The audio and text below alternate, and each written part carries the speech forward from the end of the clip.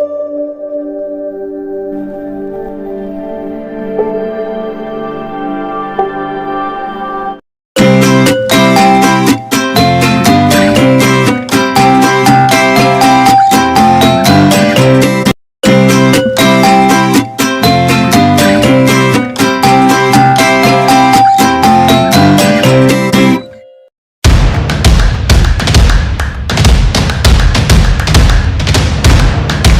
कहानी है सीतापुर गांव की, जहाँ दो भाई रहा करते थे, राम और श्याम। राम जो है वो बड़ा भाई था, बहुत ज्यादा चालाक और बहुत सुस्त था।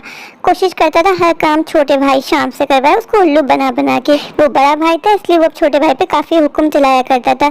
उसके अब्बा भी उसको कुछ नहीं कहा करते थे, ये कह के बात टाल दिया करते थे कि बड़ा भाई। यार ये श्याम कहाँ चले गया? मुझे कितनी भूख लग रही है, मेरे पेट में चूहे दौड़ रहे हैं। ये आए तो खाने का कोई इंतजाम करे। अब्बा भी इसे कुछ नहीं कहता, ये छोटे होने का काफी फायदा उठा रहा है। चलो ऐसा करता हूँ, थोड़ी देर सो जाता हूँ ताकि भूख थोड़ी काबू में आ जाए। ये आएगा ना छोटू तो उसको छोड़ूंगा नहीं। आज कितनी गर्मी है यार, भूख के बारे में नींद भी नहीं आ रही, पर सोना तो पड़ेगा जब तक ये छोटा ना आ जाए।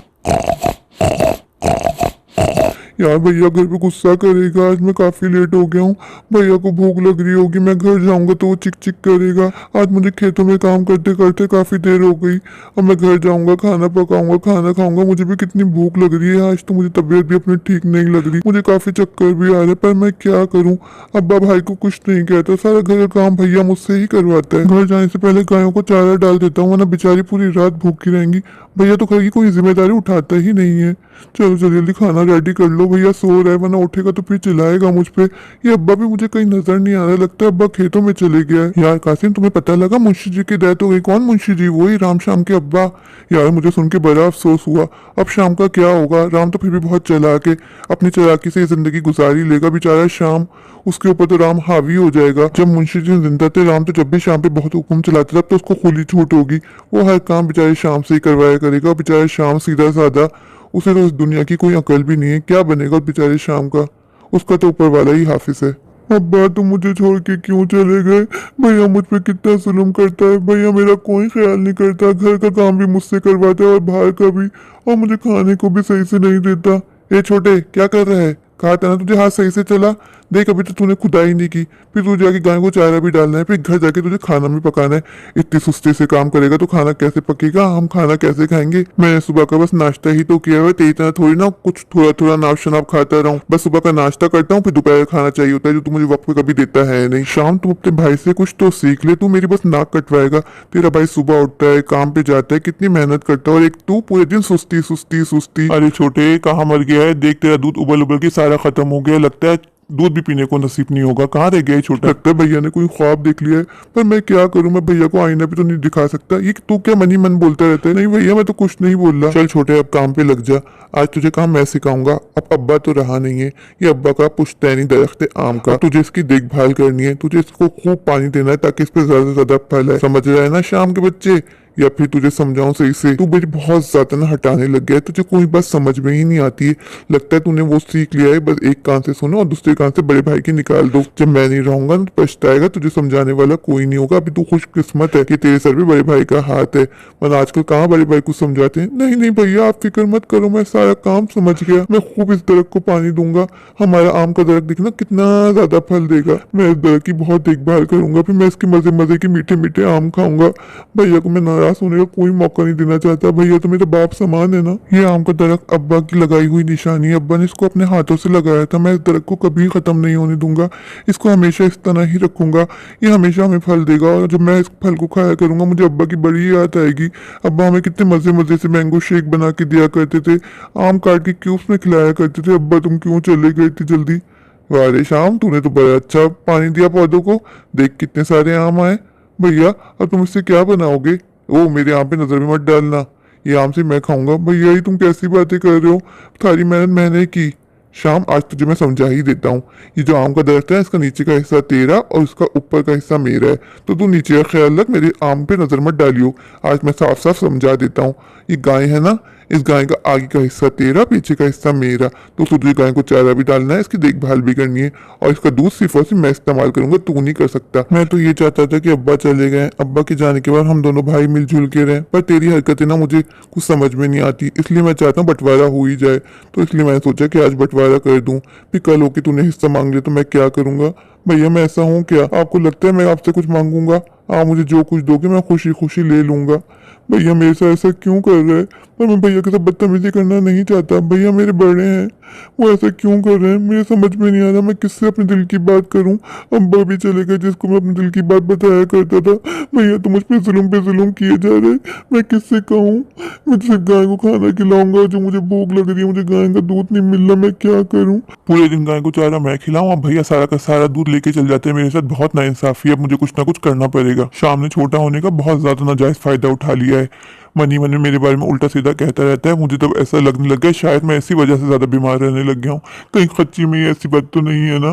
कहीं इसके सोचने की वजह से, कोसने की वजह से मैं ऊपर जल्दी तो नहीं चला जाऊंगा ना? अब तो मुझे शाम से बहुत डर लगता है। ऊपर वाले तू मेरा बस ख्याल रखना, मुझे अपनी हिफाजत में रखना। अब शाम को पता चलेगा बड़े भाई से पंगा लेने का नतीजा क्या होता है। सोचा था छोटा भाई है संभाल के रखूंगा, लेकिन नहीं भाई, तेवर ही अलग हो गए अब्बा के जाते ही। सबक तो इसको अब मैं सिखाऊंगा, ना इसको मैं दूध दूंगा ना आम। भैया तू दूध बेचने जा रहा है, मुझे एक गिलास दूध ही दे दे, मेरा पेट बिल्कुल खाली है, मैं खाली पेट कैसे काम करूंगा? चुप हो जा, मैं इस दूध को बेच के आऊंगा, इससे पैसा कमाऊंगा, मुझे कारोबार नहीं करना क्या? काश अब्बा आज मेरा जिंदा होता तो मुझे ऐसे हालात नहीं देखने पड़ते। छोटे मैं तुझे एक बात तो बताना भूल गया, अब्बा का ये कंबल भी तो है, लेकिन तुझे बता देता हूँ छोटे, तू इसका इस्तेमाल सिर्फ और सिर्फ दिन में करेगा और रात में इसका इस्तेमाल मैं करूंगा, क्यों मैं बड़ा भाई हूँ। जो मैं फैसला करूंगा तुझे वो मानना पड़ेगा। तू ऐसा ही कहता है ना, तू मेरे कोई फैसले को नहीं टालता, तो तू इसका इस्तेमाल दिन में करना, मैं इसका इस्तेमाल रात में करूंगा। समझ गया ना? मुझे कोई बहस नहीं चाहिए। हाँ हाँ भैया, जैसा आप बोलोगे मैं बिल्कुल वैसे ही करूंगा। मैंने आज तक आपकी कोई बात टाली है? राम भैया इतने सेल्फिश हो जाएंगे, इतने खुदगर्ज हो जाएंगे, मैंने कभी नहीं सोचा था। कितनी ज्यादा ठंडी हो रही है और भैया कितने आराम से सो रहे हैं, मेरे पास ओढ़ने के लिए कुछ भी नहीं है। मुझे कितनी ठंड लग रही है, मैं ठंड से कांप रहा हूँ। चलो ऐसा करता हूँ, बाहर जाके आग में थोड़ी देर हाथ सेक लेता हूँ, और कुछ है भी तो नहीं ना मेरे पास। मैं क्या करूँ, पूरी रात मुझे जाग कर गुजारनी पड़ेगी।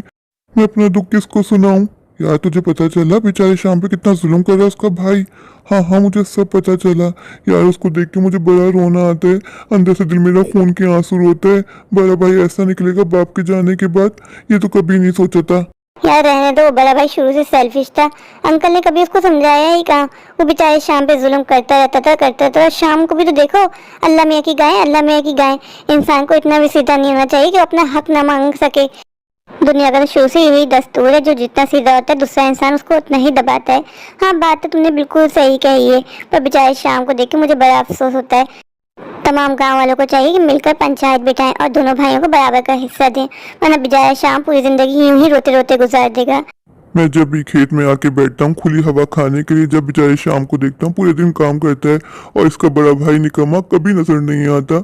मुझे शाम के लिए कुछ सोचना होगा, आखिर मुंशी मेरा बचपन का दोस्त था, इस नाते मुझे शाम के बारे में सोचना होगा। मुझे शाम से मिलने जाना ही होगा, हाँ यही ठीक रहेगा। ऐसा करूंगा, शाम में जाऊंगा। शाम में ना राम घर में नहीं होता, तो मैं शाम से आराम से तमाम बातें जान लूंगा, पता तो चले उस बेचारे के साथ हो क्या रहा है। Knock knock. अरे नहीं अंकल, आप आइए आइए बैठिए, मैं आपके लिए चाय बना के लाता हूँ। नहीं बेटा, तुम्हें चाय बनाने की कोई ज़रूरत नहीं है, बस मुझे तुमसे बात करनी थी। जी अंकल कहिए, आपको क्या बात करनी थी? बेटा मैं जानता तुम बहुत परेशान हो, तुम अपने दिल का हाल मुझे बता सकते हो, मैं तुम्हारे बाबा जैसा हूँ। बेटा मैंने तुम्हें देखा, मैंने महसूस किया कि तुम बहुत तकलीफ में हो। मैं जानता हूँ तुम्हारा भैया तुम पे बहुत जुल्म कर रहे हैं और तुम्हारे पास दिल का हाल बताने के लिए कोई नहीं है, और तुम मुझे अपने दिल का हाल बता सकते हो। अंकल मैं आपको क्या बताऊं, बाबा के जाते ही भैया ने हर चीज़ का बंटवारा कर दिया और मुझे उल्लू बना दिया। उन्होंने आम का दरख्त का नीचे का हिस्सा मुझे देख के बोला नीचे की जिम्मेदारी तेरी है, और मैं भी उल्लू, मैं नीचे दरख्त को पानी देता रहा। उसने बहुत अच्छे फल दिए, पर भैया ने मुझे एक आम भी नहीं दिया।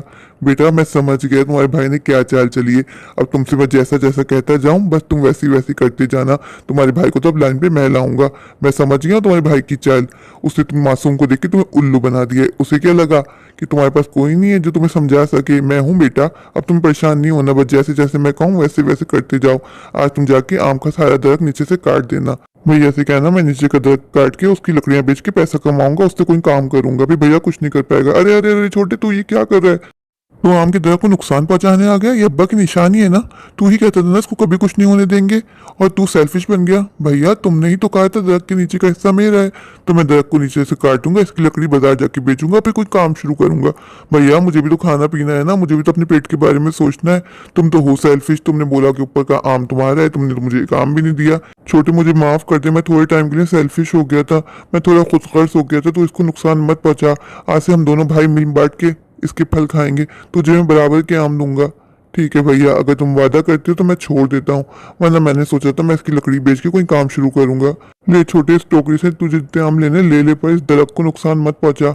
इसको तो पानी डालने का टाइम है, जा जैसे आम खाओ, जल्दी से आके दरख्त को पानी डाल। जी भैया।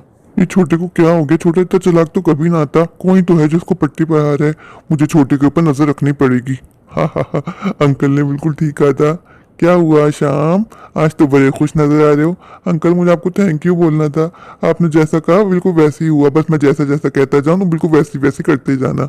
अब मैं गाय के साथ भी वही करूंगा जो मुझे नईम अंकल ने बताया। भैया को तो सबक सिखाना बहुत जरूरी हो गया है। मैंने भैया का जुल्म बहुत बर्दाश्त कर लिया, अब मेरी बर्दाश्त खत्म हो गई है। चलो गैया मुझे माफ कर देना, मैं तुम्हारा बहुत ख्याल रखता। छोटी ये तू क्या कर रहा है? तू बुगदा लेके क्या कर रहा है गाय के साथ? ये तो गाय को चारा खिलाने का टाइम है और उस गाय को नुकसान पहुंचाने आ गया। छोटे ये तू क्या कर रहा है आजकल? भैया गाय का आगे का हिस्सा मेरा है, मैं इसको खाना खिलाऊं या इसको ज़िबा कर दूं, मेरी मर्जी। आप क्यों फिक्र करते हो? आपके पीछे के हिस्से को मैं कुछ नहीं कर रहा गाय के, मैं गाय के आगे के हिस्से को मारूंगा। मेरा दिल चाहेगा मैं उतना मारूंगा, क्योंकि आगे का हिस्सा तो मेरा है ना भैया। अब मैं खिलाऊं या मारूं मेरी मर्जी, आपको इससे क्या? आपके पीछे वाली गाय के हिस्से को मैं कुछ नहीं कर रहा। छोटे छोटे इस तरह तो गाय मर जाएगी। तुझे गाय का दूध चाहिए ना, आज से हम दोनों भाई बराबर बराबर दूध लेंगे, पर तू ऐसा मत कर, वरना हम दोनों को दूध कहाँ से मिलेगा। छोटे, मैं अपने किए में बहुत शर्मिंदा हूँ, मैंने तो ऐसा बहुत चालाकियाँ की। आज से हम हर चीज बराबर बराबर बांटेंगे, पर तू गाय को मत मार, इसी की वजह से हमें दूध मिलता है। आज से हम दोनों भाई गाय के दूध को बराबर बराबर बांटेंगे, पर तू उसको नुकसान मत पहुंचा। छोटे मेरी बात को समझ, ठीक है भैया? अगर ऐसा है तो फिर ठीक है, फिर मैं आपकी बात मान लेता हूँ। चलो यार बहुत ठंड हो रही है, अब सो जाता हूँ। अंकल ने जैसा कहा था मुझे अभी वो भी करना है। मुझे रात होने से पहले कंबल पूरा भिगा देना है, ताकि भैया भी रात में ना सो सके, और भैया को तो मजा चकाना पड़ेगा। भैया सोता है मजे लेके ठंड में गरम गरम कंबल के अंदर, और मैं बेचारा ठंड में कांप रहा होता हूँ। आज तो भैया को सही सबक मिलेगा। चलो जल्दी से जाके इसको टंगा दूं, इससे पहले भैया आ जाए। अगर भैया ने मुझे कंबल गीला करते हुए देख लिया तो बहुत गुस्सा करेगा। चलो जल्दी से जाता हूँ, टंगा देता हूँ। अरे छोटे, ये तूने क्या किया? तूने कंबल भिगा दिया। तू जानता है ना आजकल कितनी ठंड चल रही है, मैं बीमार हो जाऊंगा, गीला कंबल ओढ़ूंगा तो। तुझे बिल्कुल अकल नहीं है छोटे, तू पागल हो गया है। तूने कंबल को क्यों धो दिया? मैं रात में क्या ओढ़ के सोऊंगा? तूने मेरे बारे में कभी सोचा?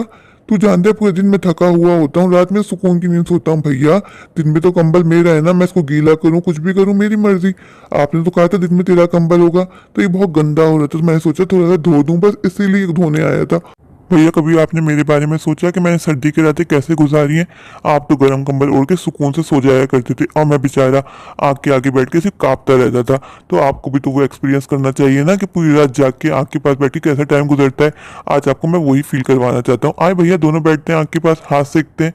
आपको पता चलना चाहिए आपके छोटे भाई ने कैसे सर्दी की रातें गुजारी हैं। छोटे मुझे माफ़ कर दे, मुझे आज बहुत शिद्दत से अपनी गलती का एहसास हो रहा है। मैंने तेरे साथ बहुत गलत किया अब्बा के जाने के बाद। तू तो मेरा छोटा भाई था ना, मुझे इस नाते तेरा ख्याल रखना चाहिए था, मैं सेल्फिश बन गया। मैंने तेरी मासूमियत का फ़ायदा उठाया। आज से हम दोनों भाई मिलजुल के इस कंबल में साथ सोया करेंगे। छोटे मुझे माफ़ कर दे, मैंने तेरे साथ जो जो किया, पता नहीं मैं कैसे सेल्फिश बन गया था। मुझे तो बल्कि तेरा ख्याल रखना चाहिए था कि तू मेरा छोटा भाई है, तेरा मेरे सिवा कोई नहीं। पता नहीं मैं इतना कैसे बहक गया, मैंने तेरे ऊपर कैसे जुल्म किया। आज मैं बहुत शर्मिंदा हूँ छोटे, तो मुझे माफ़ कर दे। जब तक तू मुझे माफ़ नहीं करेगा, ऊपर वाले मुझे कभी माफ़ नहीं करेगा। मुझे अपनी गलती का एहसास हो गया। ये बंधन तो प्यार का बंधन है, जन्मों का संगम है। राम श्याम कहाँ है मेरे दोनों प्यारे प्यारे बच्चे? देखो अंकल मिलने आए। कैसे हो श्याम बेटा? अब तो भैया तुम्हें परेशान नहीं करता ना? भैया तुम्हारा पूरा ख्याल रखता है ना? भैया ने मुझसे वादा किया है कि अब से वो तुम्हारा पूरा ख्याल रखेगा। बेटा अगर कोई भी दिल में बात हो तो मुझसे आके ज़रूर शेयर करना। भैया अब से हम दोनों एक साथ रहा करेंगे। आप बिल्कुल वैसे बन के रहना जैसे आप पहले रहा करते थे, मेरा ख्याल करने वाले। मैं अभी कभी आपको कोई शिकायत का मौका नहीं दूंगा। छोटे तू मुझे शर्मिंदा कर रहा है, तूने कभी कुछ मेरे साथ गलत नहीं किया। मैंने हमेशा तेरे साथ सब कुछ गलत किया, तेरे हक पे हमेशा डाका डाला। कोई बात नहीं भैया, चलता है भाइयों भाइयों में। चलो भैया हम लोग खेत में चलते हैं, काम भी तो करना है ना। हमें अब्बा की चीज़ों को हमेशा सलामत रखना है, अब्बा की निशानी मान के। मेरे प्यारे प्यारे व्यूवर्स, अगर आपको मेरी आज की स्टोरी अच्छी लगी तो प्लीज़ मेरे चैनल आशी के जहाँ को लाइक कीजिए, सब्सक्राइब कीजिए, दोस्तों के साथ शेयर कीजिए और मुझे बहुत सारा सपोर्ट दीजिए। Thank you.